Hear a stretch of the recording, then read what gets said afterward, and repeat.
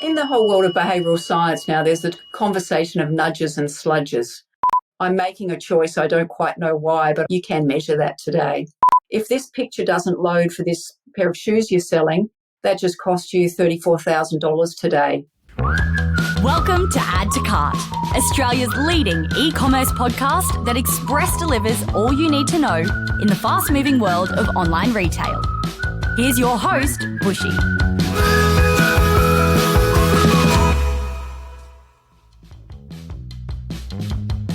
Welcome to another episode of Add to Cart. I'm Bushy and I'm joining you from the land of the Turrbal people, otherwise known as Brisbane, Australia. On Add to Cart, we welcome everyone to share and listen to e-commerce stories. The more diverse, the better. I want to especially welcome the traditional owners and the original storytellers of the land that we are on, our Indigenous and Torres Strait Islander listeners, to join us in our e-commerce conversations and our community. You may not know it, but 400 milliseconds after I started speaking just now, your brain made the decision as to whether you are going to continue listening to this podcast or not. Are you still here? Well, that's lucky, because the truth is our brains make hundreds of these lightning speed decisions every day, including when we're shopping. And the fact is, we are hardly aware that we are making them. My guest today has joined me to explain how e-commerce brands can increase profitability by understanding what's going on in consumers' brains. Sonia Friedrich is a behavioural science strategist with a background in business marketing. What a title. She works with academics, data scientists, and tech experts to harness the power of behavioural economics for business and brands, and works with clients such as News Corp, AstraZeneca, Volvo, and Nespresso. In this chat, Sonia reveals the world of nudges and sludges. She tells us how a friction audit works, and she shares the website feature known as the $300 million button. Can you guess which button we're talking about? Now, before we get into today's episode, I want to say a massive thank you to everyone who came along to last Thursday's e-commerce social in Brisbane. What an epic night. It was so great to catch up with some old friends, meet some new ones, including listeners of the pod that I hadn't met before, and of course, brilliant to hear about what's coming up in the world of TikTok for e-commerce. Based on the success of Thursday night, we will be planning Sydney and Melbourne e-commerce socials very, very soon. Thanks to everyone who entered our Retail Global giveaway in the newsletter. The lucky winner of our 2 Retail Global retailer passes was Raf from Blue Bungalow. Can't wait to see you there, Raf. If you are still to get your tickets for Retail Global, use the code ADDTOCART300, all one word, and get $300 off your tickets. And lastly, bear with me, we have a very special midweek exclusive episode coming up this week. I will be joined by Alex McNabb, COO of Baird Footwear, and Geordie Heiss, retail product consultant at Shopify. And we're going to hear how Baird deliver such spectacular in-store experiences. Have you been into one of their stores lately? It is lush. Also, Geordie has some very, very exciting Shopify POS news to share here. It's a game changer. You'll want to tune into that one on Wednesday. All right, that's enough fluffing about. Let's get into it. Thanks to our partners, Shopify Plus and Deliver In Person. Here's our conversation with Sonia Friedrich. Sonia, welcome to Add to Cart. Thanks for the invitation. It's great to see you again and fantastic to be here. Great to catch up. I think we met in the glorious part of the world that is Byron Bay a couple of years ago. We did. I know you're doing quite a bit of work down here for some of the local businesses, and very successfully, I might add. And I can't quite even remember where we actually connected, So, but I remember us having some conversations, and I've always kept track of where you're at. And now here you are running a very successful podcast. And I love the name. I've loved keeping track of your journey, because to me, you are someone who is totally unique in the e-commerce space. You're speaking about something that I don't think a lot of people are speaking about. And I'd be interested to hear from you today whether people are actually thinking about it as well. But let's kick off with behavioural economics. For a lot of people, they're 2 very big concepts. How do you bring them together, and what is behavioural economics? Sure. Look, I think you can keep it really quite simple. How we behave around money is really what it is. So if you think of it for yourself and how you behave and how others behave, But technically, behavioural economics is the psychology of how we make choices, decisions, take risks, and spend money. And really, it's now actually moved more into behavioural science, which is looking at some of the other social sciences that have bolted on, and neuroscience being added into that. And so what we're starting to see is just the dynamics of it, and I think a broader understanding of it from where it began 12 years ago, speaking just about behavioural economics, to more about the psychology of human beings, basically why we do what we do. You're in the heads of customers. Yes, well, yeah, and I think we know so much more about the brain. I think we've always had psychology and researchers who are playing in this space and finding out a lot for brands specifically. And now we just know a lot at a deeper level, and more importantly, understanding that 95% of human decision making is unconscious, which is sort of a bit of a mind blow when you really go, do I only make conscious choices 5% in my life? And I can honestly say over the last 12 years, I've started observing myself N equals 1 and gone, oh my God, did I just do that? You realize how unconsciously you do so many things. And then you start to go, what am I doing in my business then? Yeah, well, give us an example of that to bring it to life.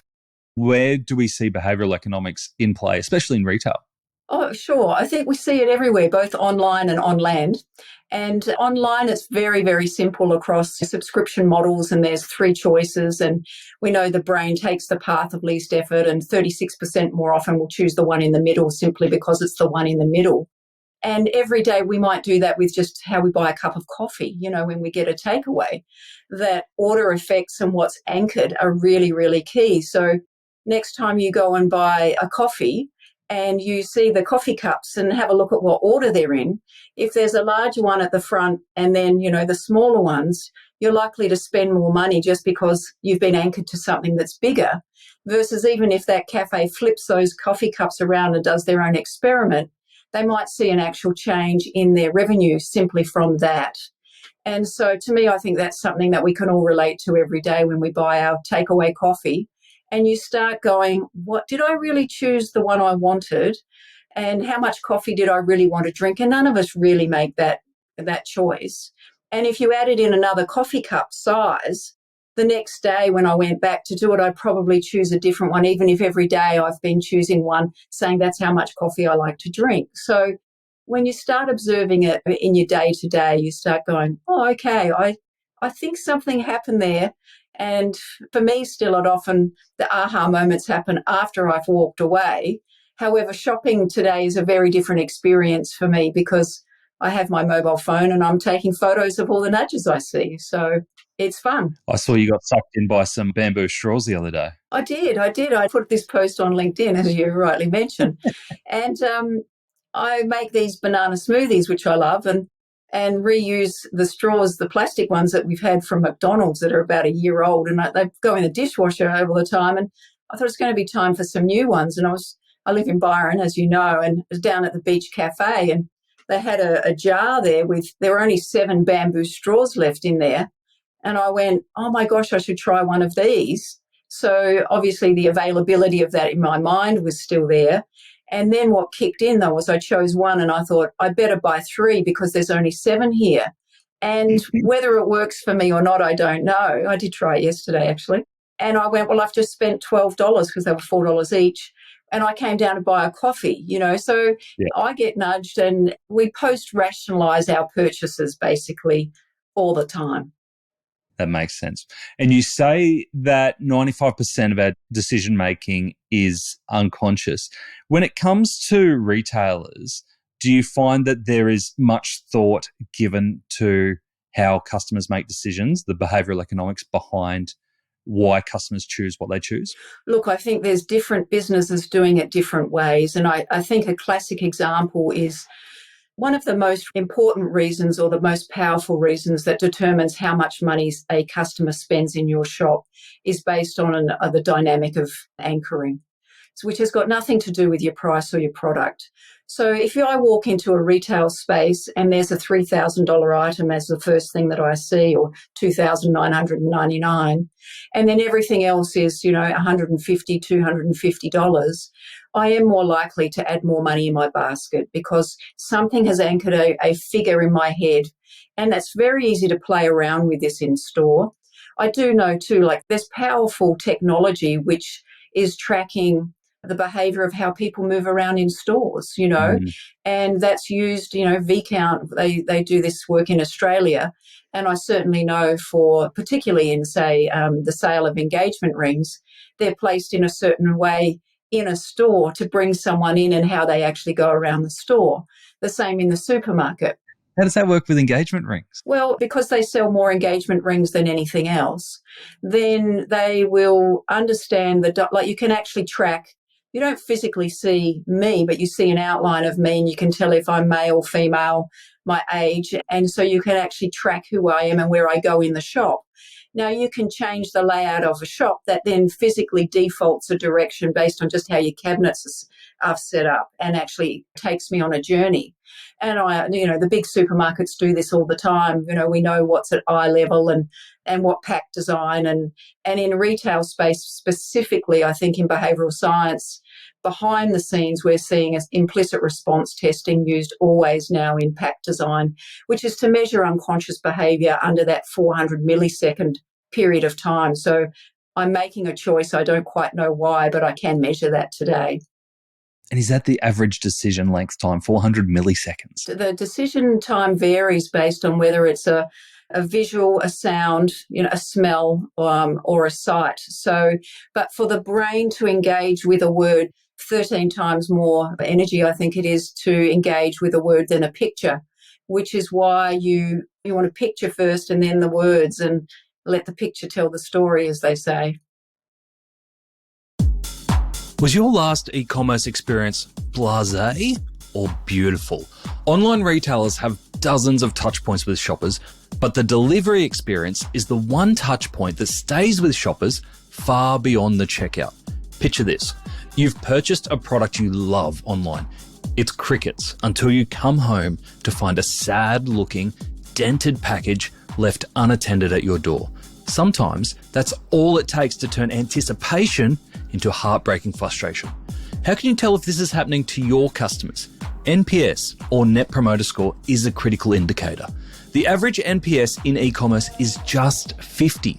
Deliver in Person, the delivery experts who create remarkable post-purchase experiences, consistently gets around 98 NPS.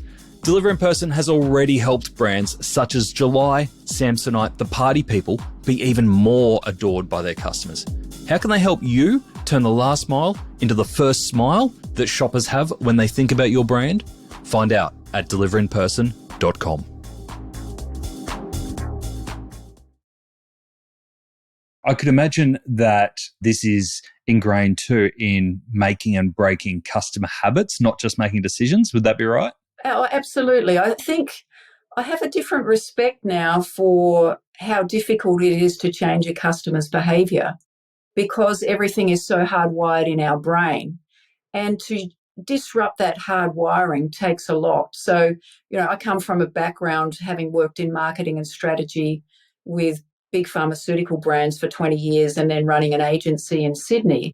Hand on heart, I wouldn't do 80% of what we did back then to change behaviour. Because now, yes, we're trying to disrupt entrenched habits. And we all have a default choice. And when you understand that the brain is hardwired to make the path of least effort, the path of least effort for every customer, whether it's in their best interest or not, is to do the same thing. And do you have any insights around how customers make those decisions for those low involvement purchases, such as buying a carton of milk, versus those more involved purchases, potentially shopping for a couch? Sure. And I think we can deceive ourselves thinking we make more informed decisions for those bigger purchases. If we take it to an extreme, buying your house, people often see, 3 houses and buy one of them, and it'll be the biggest investment of their life. Yeah. And they don't really put that much energy into choosing a house. It depends on the nature of things. So we like what's familiar. So most of us use those same brands that we were brought up with until we find we have a partner and get married. And then we go, hey, I don't use the same brand of toothpaste anymore. How did that happen? Or the same brand of something. But, we now combine our worlds and then somewhere along the line go, well, where did my behavior get disrupted? And do I actually like the new toothpaste? And it's just become a new default.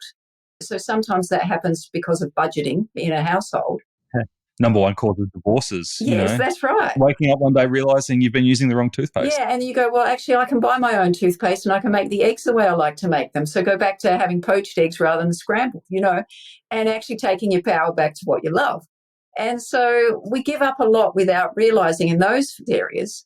And then some other areas we think we're making a big decision, but something like we could go and buy a suit around the corner and we see a similar suit that is on sale and it's $5 off, let's say, and it's a 15-minute car ride to get the $5 off.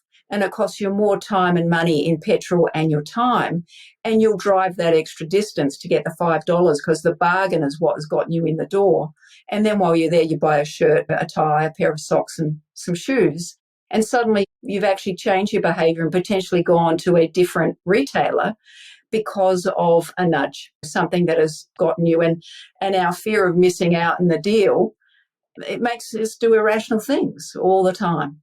And I saw a story from you. Another story was around you were ordering some stationery or some cards, and there was a postage fee of, I think it was $150. And it was from a retailer that was located a couple of hours away from you. And you're like, well, I'm not paying that. I'll go get in the car and go pick it up. And then you stopped and you thought about it. You went, what's my time worth? What's the petrol worth? I should just pay the postage.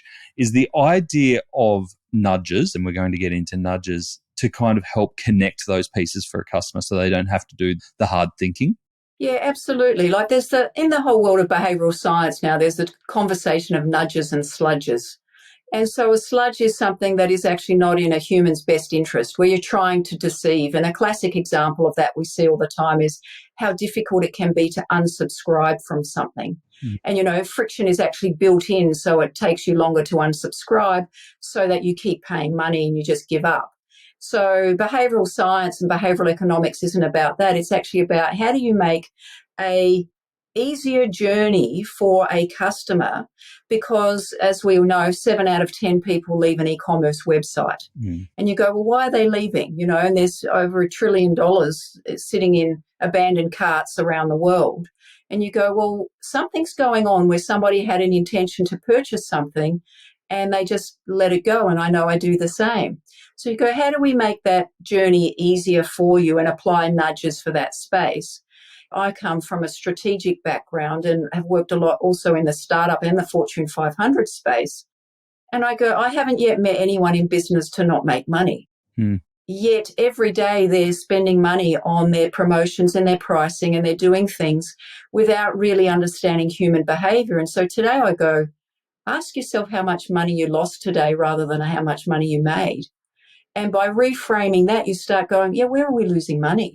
And let's understand where we're actually losing money by not understanding how the human brain works. I've worked with customers where we've had a 500% increase in their average customer order value over 3 years. It's, grown and grown and grown. And it's because, one, they needed it for their own profitability to survive. So it wasn't just let's increase the price. And then it was like, well, if we don't do that, you won't be in business.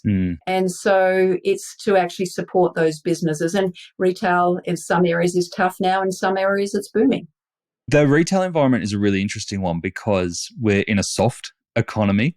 But do you think that there's still money being left on the table and people are actually blaming a soft economy rather than being smarter about going after those nudges? Yeah, look, I do agree with that. And I think there's always winners and losers in any economic scenario. And so the question is, what business are you in? And if you're in one, say, let's call it in the potentially lost category, then you go, well, how do you get smarter in that category? And I definitely agree with you that if you have a look at your dropout rates or your customer disengagement, and if you don't really understand how the brain works, your customers aren't consciously disengaging, they just disengage. And so you need to now understand that. And the areas are nudging and also removing friction. And I now believe understanding and mapping friction journeys is more powerful than understanding a customer journey. If you eliminate friction, you can actually have customers stay with you and spend more money. And then you go, well, they're here. They want to be here. Like, I know there's brands I love.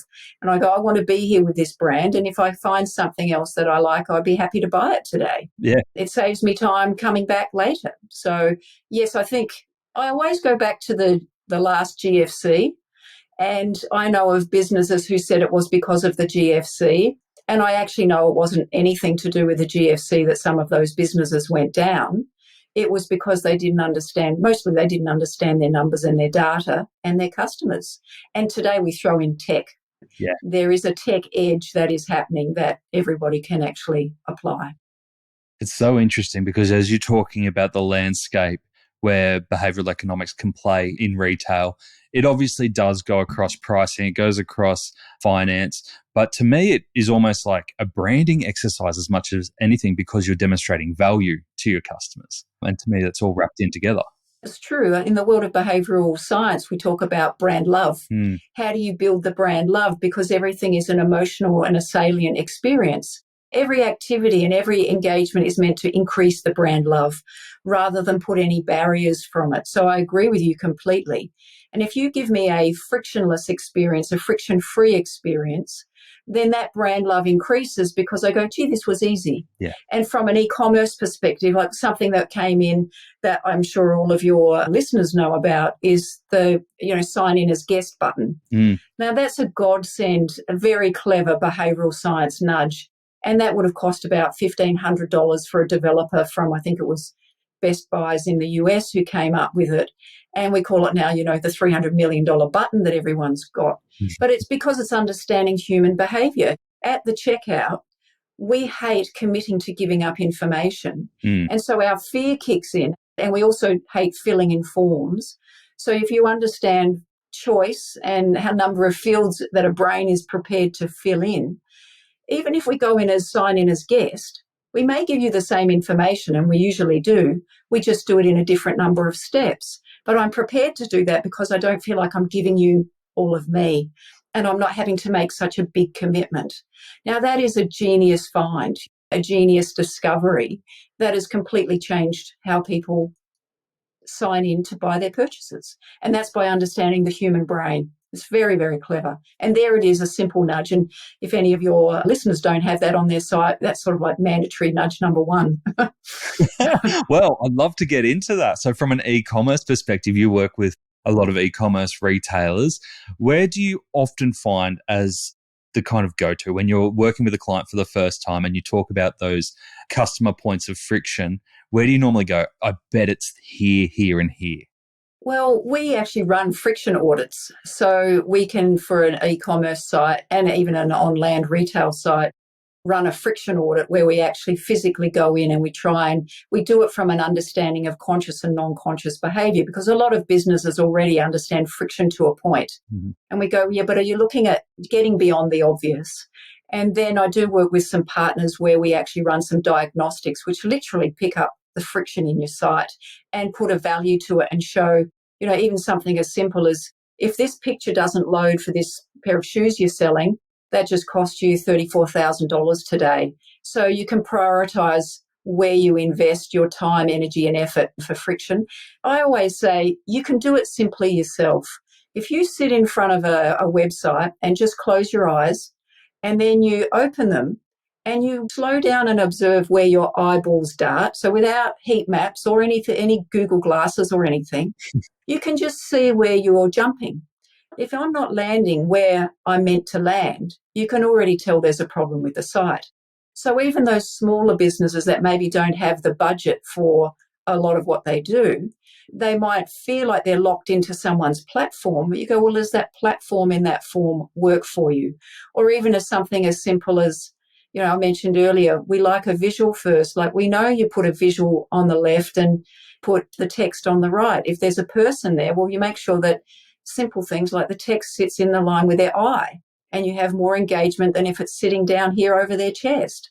So there's things like that's where the human eye naturally goes. So if you watch where your text is sitting on a site, even that, you can go, did I read the text that we spent so much time or paid an agency to come up with? Or let's just move it. Sometimes we get rid of things because we think they're not working instead of going, maybe we just put it in the wrong spot. I love that idea of the audit. I bet there's so many things in there. I think obvious things, but also some of those things you talked about there about having text at the eye level. There's probably some hard and fast rules that most people aren't aware of when it comes to online design and experience. Yeah, absolutely. And I think, Nathan, the shift in that as well is that, we work with some collaborators. There's the whole world of design and now the whole world of behavioural design for e-commerce. And they are actually two different things. One is about understanding human behaviour and designing on a website for the human experience and truly understanding that. And the luxury of e-commerce is this ability to A/B split test. And for most behavioural science, we now want to split test in the real time as well, whether you're on land or online. But you do have this luxurious space where you can see how things impact and watch it in real time. And, that world of testing needs to go beyond the designers and developers to the marketers and and everyone, and go become a culture of experimentation is where the power lies. Yeah, fantastic. Now, the reason we picked up our chat is that we were talking over email recently about your new venture and your new collaboration, which is taking the years of work that you've been doing in behavioral economics and using AI to help retailers especially insert dynamic nudges into the website so that it is tailored for the customer. It's called behamics. I'd love to hear more about that and how that came about. Yeah, sure. And this was actually really synchronistic, Nathan. I just was having a look at, I was redesigning my colours for my own website, and I thought I'll just see what's happening in the world of behavioural science. Everyone in behavioural science seems to use blue and orange, and I thought, well, I won't use that then. And I came across behamics as a business, and I thought this looks really interesting because I'm a big fan of pricing and I'm a big fan of measured impact outcomes. And so I was in touch with the founders of it. They're based in Switzerland. And it turns out the two gentlemen, Philo and Valen, they were independently looking at how to try and solve the problem in retail of product returns. Because so many people will go, well, I'll just buy all the sizes and I'll try them on at home and then I'll send back the ones that don't fit because it doesn't cost me any money. The retailers are paying for that. And this is a massive, like I said, over $2 billion problem in Europe because more than 45% of products that are bought are actually sent back. So their intent was, well, can we start solving this problem? And they started to actually build nudges. And one's a behavioural scientist and the other is an ex-AI programmer from Google. And they just met in the corridor at a university and started having a chat. And literally they met on a Saturday, and by the Monday they both quit their jobs and said, we're doing this full bore, which is what they did.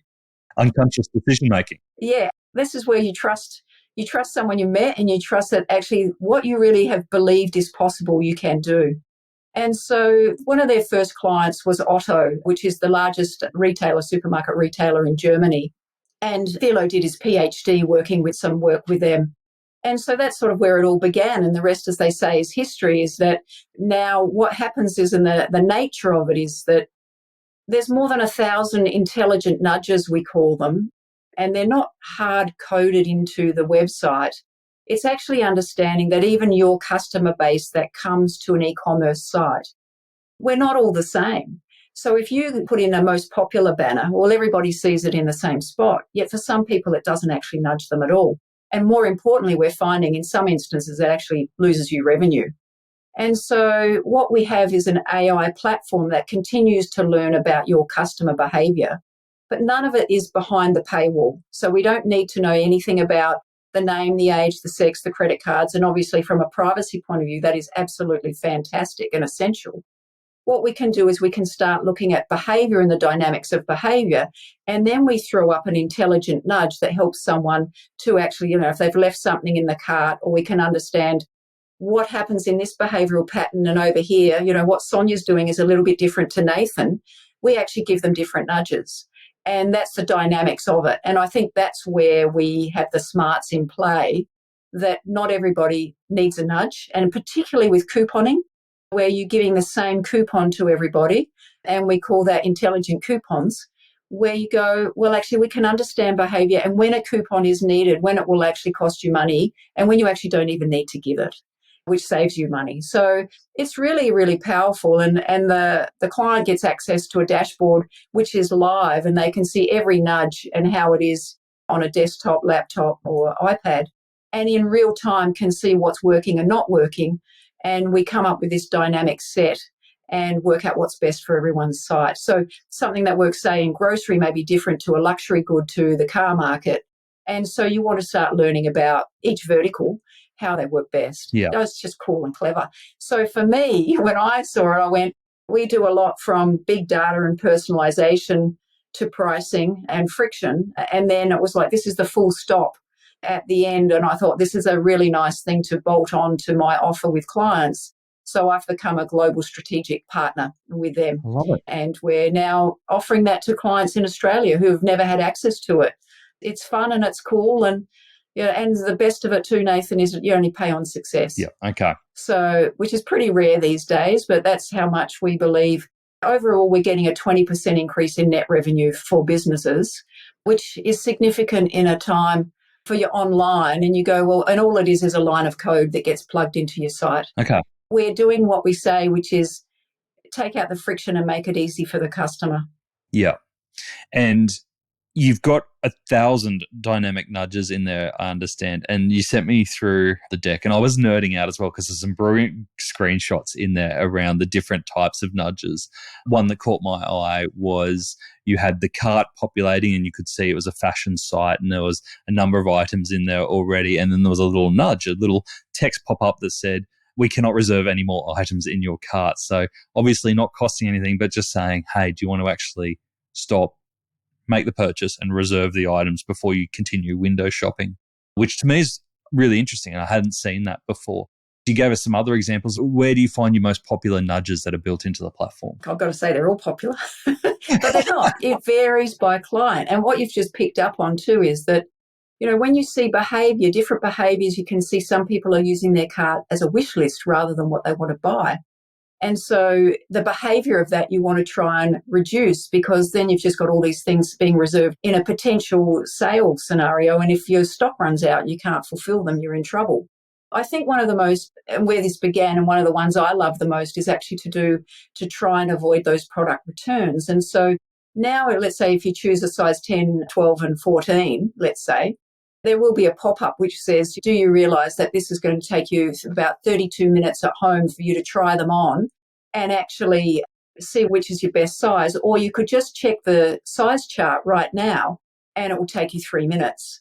There's different dynamic ones, but we have had a 5% reduction in product returns overall from these dynamic nudges. And for those business, again, the cost and implication of that is significant. So we're getting an increase in online sales, and then we're reducing now the product returns. And I think the other area that I like too is that, most people put up a banner which says most popular, and that's hard coded in. And we now also realize that that doesn't mean it's something for someone else. So we might have 40 different nudges of different banners that come up depending on the behavior, where we learn which ones actually have more impact for that person in that point in time.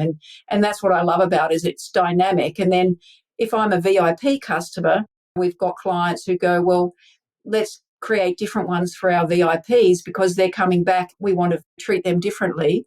And so we work with our clients and we review the nudge set periodically with them based on the dynamics of the site. And, some want more rather than less. And we work together hand in hand and upskill a client as much or as little as they want. We can do the lot and they can just watch the results, or we can upskill their team. And we do find there's some clients who have some knowledge of behavioural economics and behavioural science and have tried nudges and said they don't work in our scenario. And we go, well, let's try them with our AI capability and seeing what scenarios they may work for your site and which ones they don't.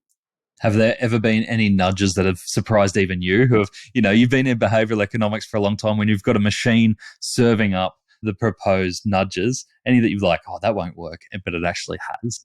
Oh, look, I think I actually start from a different place now, Nathan, which is assume it's not going to work and prepare for the risk.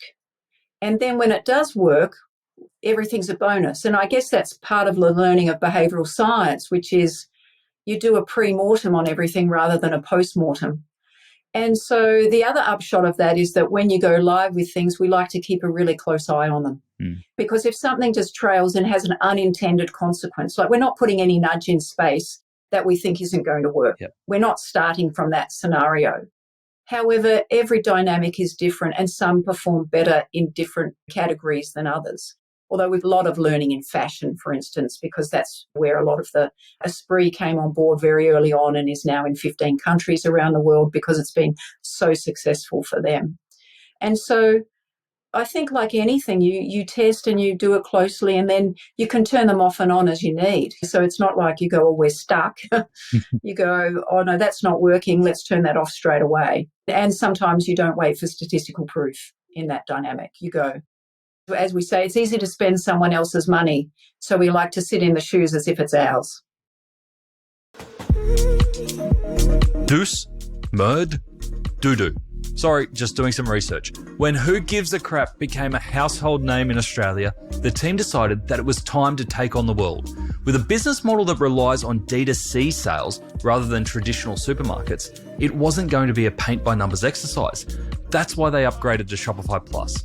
With Shopify Plus, Who Gives a Crap was able to take advantage of expansion stores into the US, UK, and Europe with customized brand messaging, prices, currencies, checkouts, and yep, you guessed it, new words for poop.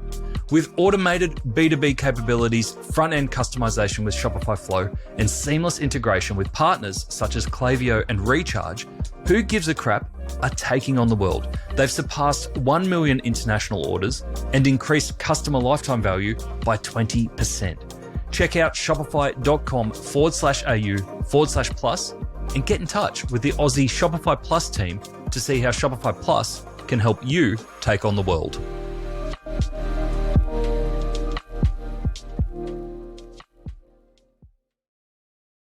You're seeing an average of 20% increase in revenue for your clients and that you've got a shared success model as a way to commercialize behamics.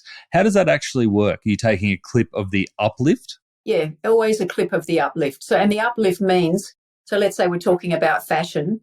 You've got an increase in revenue. You still have got returns, And so what we do is we have a control that's actually built into the system live. So the control can always show the improved uplift from the behamics nudges, and it can show the reduction in product returns for the uplift as well. So that's always in play, and any customer can check all the data. They've got access to it if they want to have a look at it. So that's really, really good. And then the percentage is usually around 15%, but it can vary depending on the profit margins. Profit margins in luxury goods are a lot higher than in grocery, for instance. So we're always prepared to negotiate on that.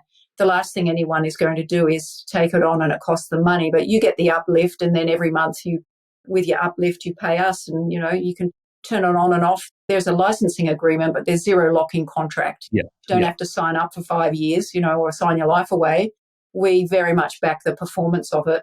Separate to that, we do have a diagnostic product as well, which you can actually, it's to see where everything's falling over and put a cost value to it. And then for your internal tech team, actually show where it's located so they can see exactly where that is. And that's obviously powerful as well. At the moment, that's its own cost, but I'm suggesting we actually build that in and do that on a pay on its performance model as well, and just have a default that you get both of them because they're both advantageous. Yeah, okay. Which I'm sure we'll have a look at over the next couple of months of integrating both of them into the same pricing model. And I'm sure there's lots of metrics that you can see impacted by nudges. We're talking everything from conversion and revenue all the way through to returns. How do you measure what is specifically from the nudges versus what else might be happening in a business? Promotions, new product, everything else. Yeah, that's a really good question, because obviously around sale time, we know that businesses are doing certain things, or they have a product launch or a certain time of year that they change something for their business because it works. And they also know the dynamic. So they're doing that as well. They can do all of that. And then what happens is that because the AI is all about behavioural trait, we can actually monitor what's happening with the behaviour just as the control versus what behamics is. So you may get your uplift. We don't get a cut of anything that's from what you're doing. Let's put it, they don't merge in, and we give everyone a demo. So anyone who's interested, the key is you need to have over 100,000 visitors to your website a month. Yep. We know that the system optimizes from then on. We can do some slightly lower, but really we don't want to take anyone on under that. And, some people have got millions coming. So the data is very, very powerful. We set up a control group, and usually early on it's a lot more robust. And then what happens is a client will go, well, let's reduce the size of the control. Like it might have started with 40,000 users or the same as the behamics. And once they get their confidence in seeing that, they go, well, actually, I don't want 40,000 of my customers not being nudged. Yeah. What's the lowest that we need to have as a control that's still statistically significant for our business? And so we then reduce the size of it, and we can change that control group anytime. But basically what happens is that there's a behavior pattern and we know when to nudge it. Mm. And for the control, there's the behavior pattern and we don't nudge it. And so we can actually have them running, side by side. And I can see you nodding, so you understand how that can actually work live. Yeah. And then the client can see, if we had a dashboard in front of us, we could see right now in this moment in time what's working, what's not working, how much the uplift has been. You can see it by time of day, by second of day. And you go, oh my gosh, we've just done X. Yeah, which is, just watch the money roll in and the returns stay away. Well, I think that here's, where people go, well, is it too good to be true? And one of the things that can happen is that the average order value itself can sometimes go down. Ah. And the reason that the average order value can go down is that the customer is actually having a better experience and not buying the 3 sizes of the clothes. Okay. And so overall, though, that we're increasing the conversion rate and reducing the other. So we do like to be really upfront so that people don't panic and go, oh my gosh, my average order value has gone down. We go, well, you can nudge that differently. Like we can play around and nudge that with some other things like anchors and as we mentioned earlier. Yeah. For this dynamic, though, we're looking at overall net return.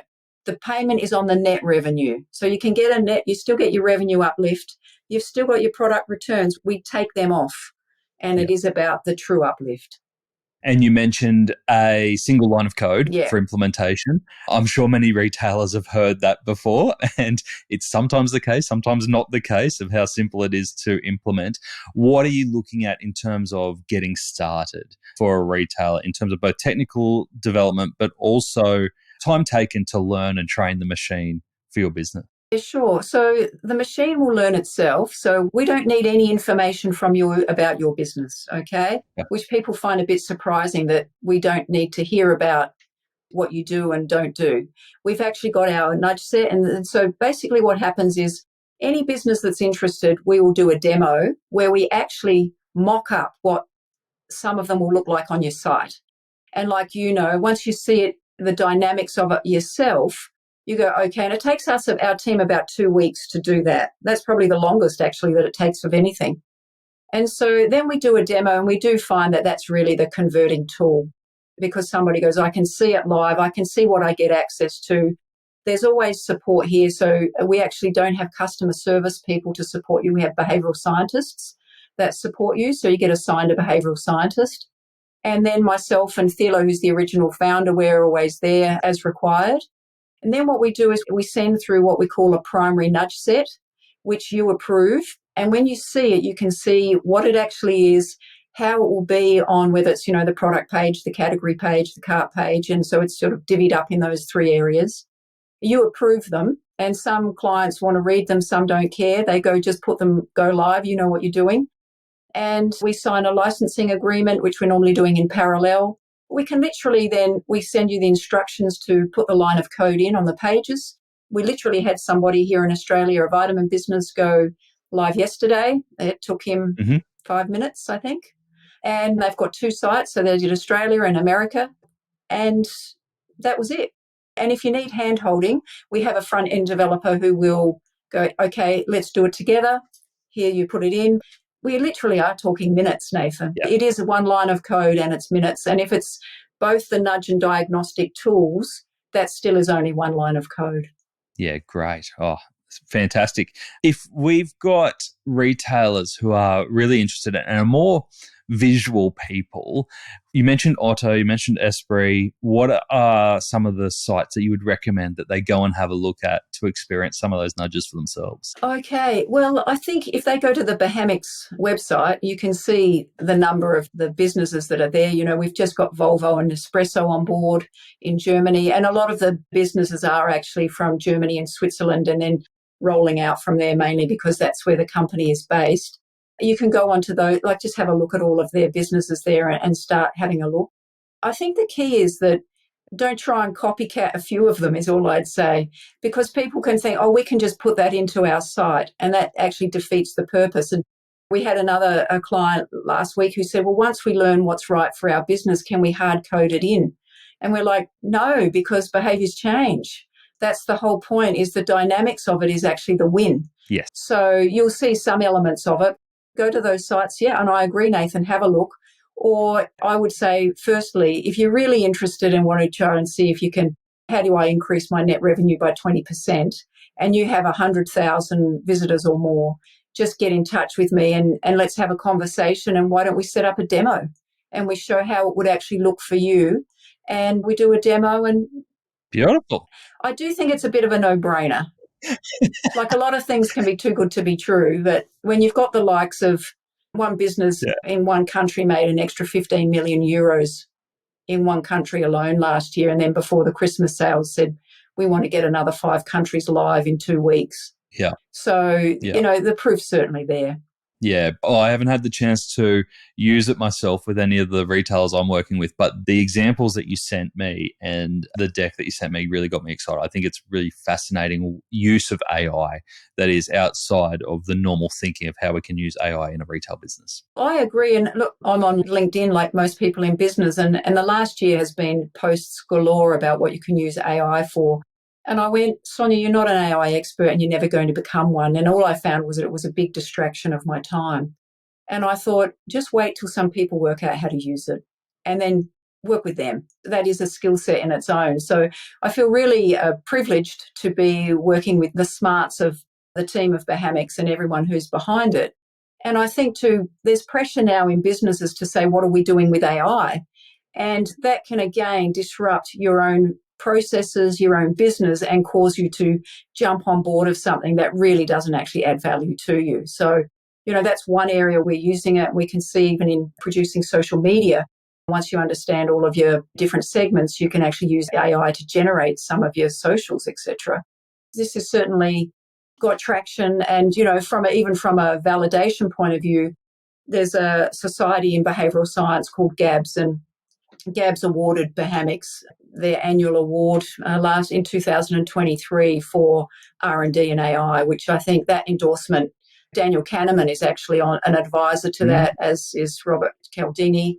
Dilip Solman's on the board of that as well. And we're talking some serious players in behavioural science. So I think to get that acknowledgement is a significant affirmation. I think you've just excited our science nerds. Good.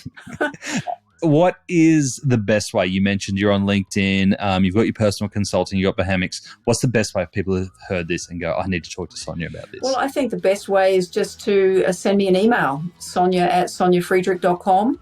Have a look at my website. There's some information on there about behamics and the team.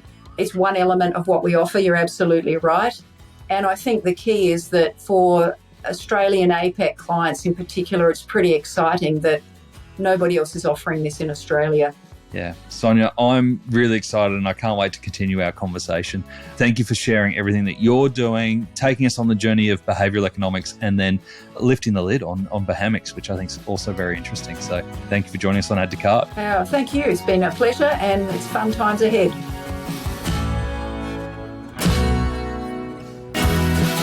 I don't know about you, but did you want to go away from that conversation and immediately start playing with all the nudges that you could implement on your website, or even just step back and think, oh my God, when was I last nudged? It happens all the time. So thank you, Sonia, for bringing this to our attention and showing us how we can use this in our e-commerce businesses. Here are the 3 big takeaways that I took from that conversation. Number 1, anchor pricing. It is worth revisiting some of your key or your core items on your site and understand the decisions that are being made by your customers and what your customers are comparing. It might be another size, a more premium version, or your overall pricing. For these key products, make sure that there is a comparison anchor that will make your core product even more appealing, even if those comparison products actually don't sell a lot. Number 2, the most basic eyeball tracking is your own. Try this exercise. Sit in front of your computer or your mobile with your eyes closed, then slowly open them and observe where your eyeballs dart. And if you're not landing where you're meant to land, you know you've got a problem. Better still, try it with a friend or family. Number 3, beware the sludges. We heard all about the power of nudges, but you've also got to be aware of where your sludges are.